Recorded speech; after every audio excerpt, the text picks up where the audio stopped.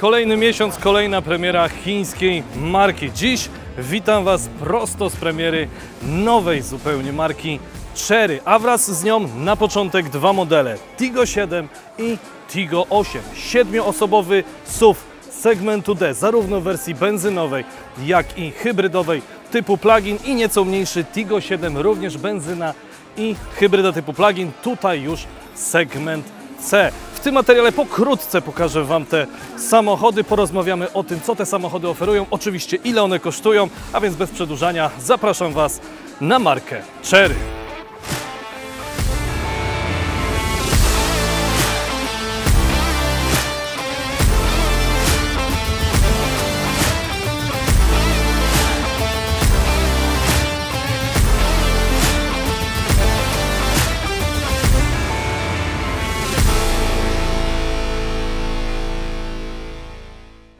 Pomimo, że dziś jesteśmy na premierze marki Chery w Polsce, to sam producent jest już obecny od kilku lat.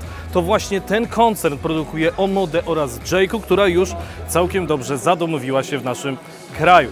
Chery jest stosunkowo dość świeżą firmą. Powstała w 1997 roku i w zaledwie 28 lat osiągnęła niemały sukces. Dziś jest jedną z największych chińskich firm z segmentu automotive. Ten producent tylko w 2024 roku wyprodukował 2,6 miliona egzemplarzy swoich wszystkich samochodów, a w kwietniu bieżącego roku, tylko w kwietniu, 200 tysięcy samochodów.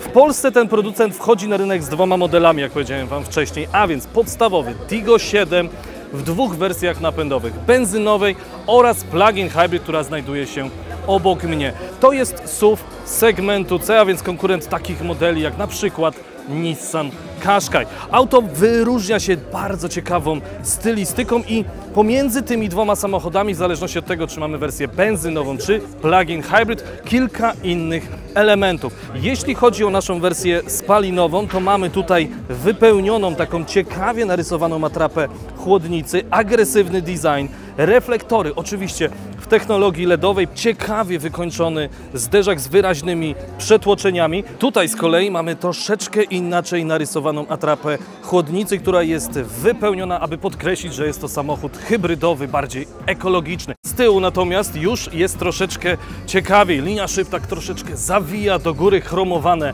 wykończenie, wciąż wyraźne przetłoczenia, a tył pojazdu, oj, ciekawy design, światła przez całą szerokość pojazdu, oczywiście w technologii LEDowej z bardzo unikalnym wzorem. Centralnie oczywiście podkreślenie producenta, po lewej stronie oznaczenie modelu, a po prawej stronie, gdy mamy wersję plug-in hybrid, również dodatkowe oznaczenie.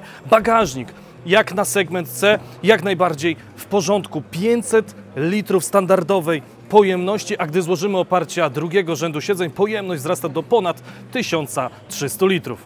Czas na kilka słów o napędzie. Ten samochód, jak wspomniałem wcześniej, występuje w dwóch wersjach napędowych, a więc po pierwsze silnik benzynowy 1.6 TGDI, znany układ napędowy z modeli Omody oraz Jayco, 275 Nm maksymalnego momentu obrotowego. Tiggo 7 występuje w standardzie z napędem na przednie koła, jednak opcjonalnie możemy zdecydować się również na napęd na wszystkie koła. Do tego oczywiście wspomniana hybryda typu plug-in. 279 koni mechanicznych, z czego 143 konie mechaniczne z silnika benzynowego i 204 z silnika elektrycznego. Konfiguracja plug-in hybrid może przejechać nawet 90 km na jednym ładowaniu i do 1200 km łącznie z wykorzystaniem silnika elektrycznego oraz benzynowego. W odróżnieniu od wersji spalinowej, podobnie jak na przykład w Jayco 7, gdy decydujemy się na wariant plug-in hybrid, nie mamy silnika 1.6, a silnik 1.5. A jak wypada Tiggo 7 w drugim rzędzie siedzeń? Wciąż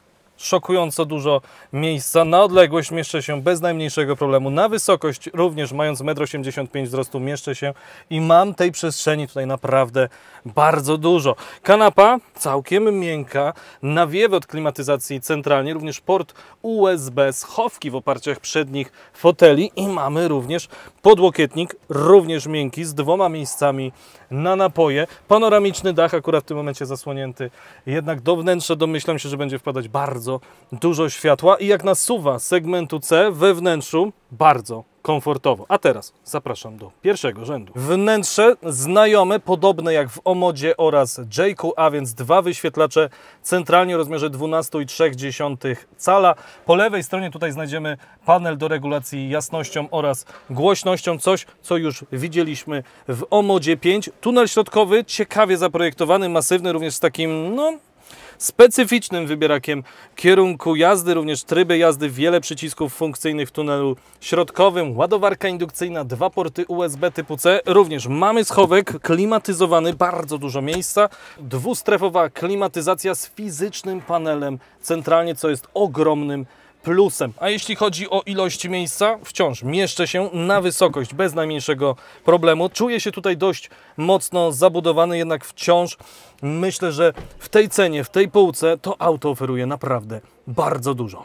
Drugim modelem w ofercie producenta jest Tigo 8. Już SUV segmentu D, ponad 4,7 metra długości. Auto występuje zawsze w wersji tak zwanej 5+2, a więc 5 standardowych miejsc i 2 dodatkowe w trzecim rzędzie siedzeń. Auto stylistycznie już jest troszeczkę bardziej nowoczesne względem Tigo 7, a więc m.in.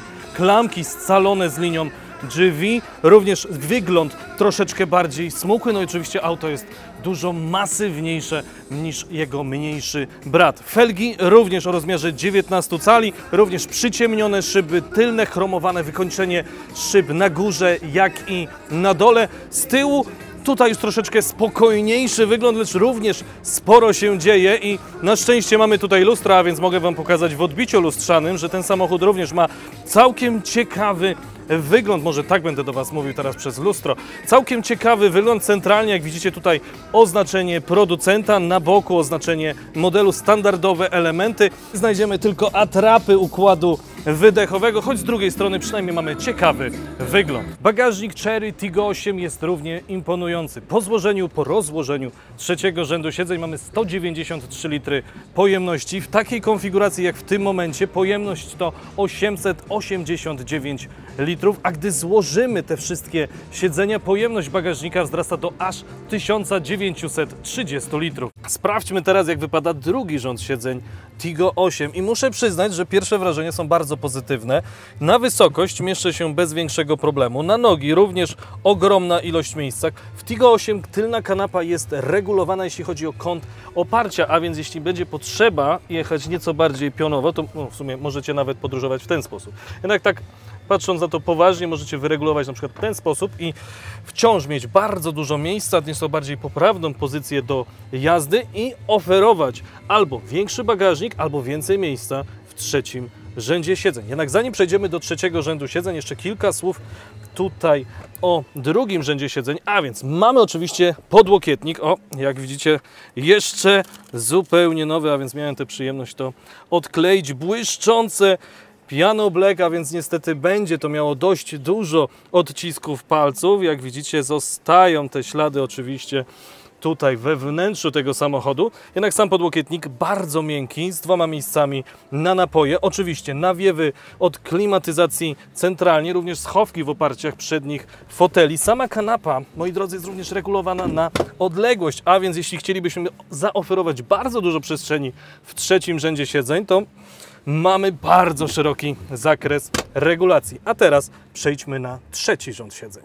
Tigo 8 jest samochodem 5+2, a więc naturalnie ja, mając 1,85 m wzrostu, nie mieszczę się w trzecim rzędzie siedzeń, choć myślę, że osoby bardzo małe, dzieci takiego wieku, powiedzmy podstawówki, czy może początku liceum, będą miały wręcz frajdę z podróżowania tutaj w trzecim rzędzie siedzeń. Wciąż mamy miejsce na napój, jakieś małe podłokietniki, jakieś małe schowki, oświetlenie w technologii LEDowej, jednak z mojej perspektywy nie jest to praktyczne, gdyż ja się tutaj nie mieszczę, choć oczywiście to nie jest miejsce dla osób dorosłych. Mając 1,65 m wzrostu, może jakoś troszeczkę więcej, zmieścimy się tutaj bez większego problemu i powinniśmy podróżować nawet całkiem komfortowo, gdyż te siedziska są naprawdę zaskakująco wygodne, również ilość miejsca na nogi, źle nie jest.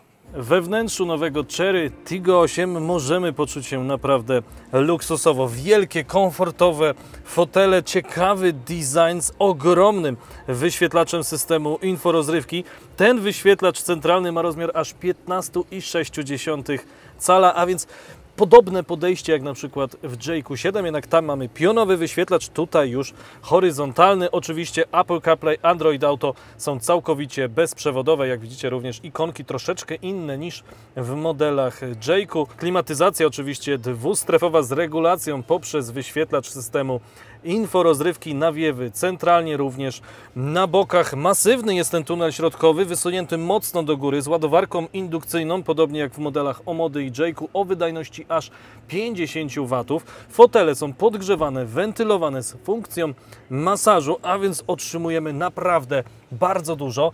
Kierownica to jest coś, co już widzieliśmy w modelach Jake'u, a więc kierownica spłaszczona u dołu z przyciskami wielofunkcyjnymi, również z systemem monitorowania kierowcy, a za kierownicą wyświetlacz o rozmiarze 10,25 cala, który wyświetla nam wszystkie podstawowe informacje podczas jazdy. To, co podoba mi się w tym samochodzie, to takie detale, jak na przykład ten wybierak trybów jazdy. Wykończenie tego samochodu również prezentuje się tu bardzo dobrze.